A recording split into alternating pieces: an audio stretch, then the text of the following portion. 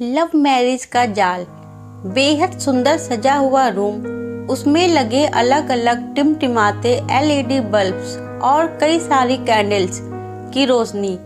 ऊपर से रात का पूरा दिखाई देता पूर्णिमा का चंद्र। यह सारी चीजें सपना को मदहोश किए जा रही थी। शाहिद रूम सजाकर मैं थोड़ी देर में वापस आता हूँ कहकर सपना को उस रूम में अकेला छोड़कर चला गया था। सपना जो शाहिद से इतना प्यार करती थी कि उसके लिए उसके एक बार कहने से ही अपना घर छोड़कर उसके साथ आ गई थी, इस बात का उसको कोई अफसोस नहीं था। सपना को अपने सपनों का राजकुमार मिल गया था। इन दोनों ने भागकर शादी कर ली थी और आज उनके मिलन की रात थी। सपना बड़ी बेसब्री से प्रेमी का इंतजार कर रही थी। डोर बेल सुनते ही सपना के अरमान जैसे जाग उठे। उसने सोचा आखिरकार मिलन की वह घड़ी आ गई जिसका उसे कब से इंतजार था। दौड़कर सपना ने दरवाजा खोला और जो सामने उसने देखा उससे उसके सारे अरमान धरे के धरे रह गए। दरवाजे पर शाहिद खड़ा था, लेकिन अकेला नहीं। वह अपने साथ 8 लोगों को लेकर आया था। वह सभी आदमी थे, उसी के उम्र के। उन्हें देखकर सपना ने शाहिद की तरफ सवालिया नजरों से देखा, जैसे पूछ रही हो यह क्या मजाक है। शाहिद सपना की ओर बढ़ा और उसे अपने आलिंगन में भर लिया और बोला, डरो मत मेरी जान, ये सब अपने ही आदमी हैं। शाहिद सबको रूम के अंदर लेकर आया।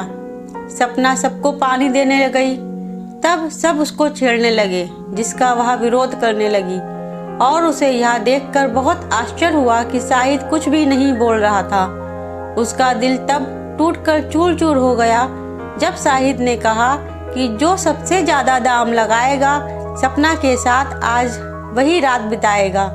सपना को सब समझ में आया था कि शाहिद उसके साथ जिंदगी बिताने के लिए नहीं, बल्कि उसे बेचकर उसकी इज्जत मिट्टी में मिलाने के लिए यहाँ लेकर आया था।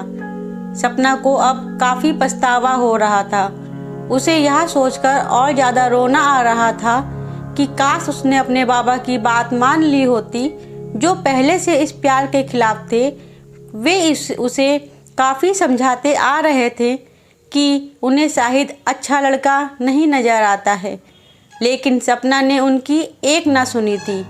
शाहिद के पैसों की बात पर उसके साथ आए लोगों ने संदूक निकालकर उसी पर निशाना लगा दिया और बोले, पैसे तो नहीं, लेकिन सपना के बदले तुझे मौत जरूर देंगे। शाहिद ऊपर से नीचे तक कांप गया था और वहीं पर पत्थर की मूरत बन खड़ा था। सभी लोग सपना की ओर बढ़े उसका दामन दागदार करने के लिए।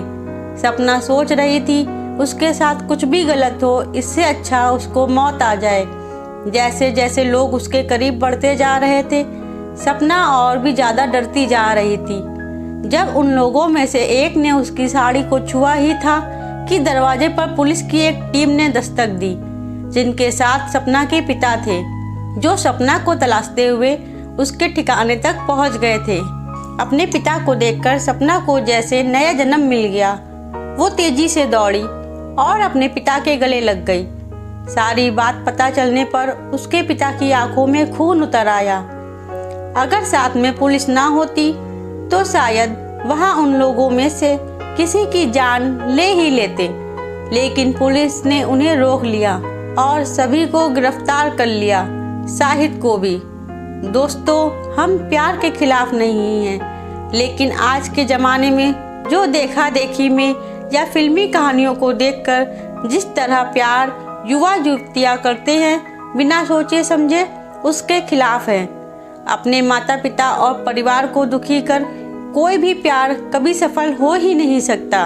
और बिना एक दूसरे को अच्छी तरह जाने, एक दूसरे का नेचर पहचाने, जो प्यार करता है वह प्यार नहीं, एक महज आकर्षण होता है और कुछ नहीं।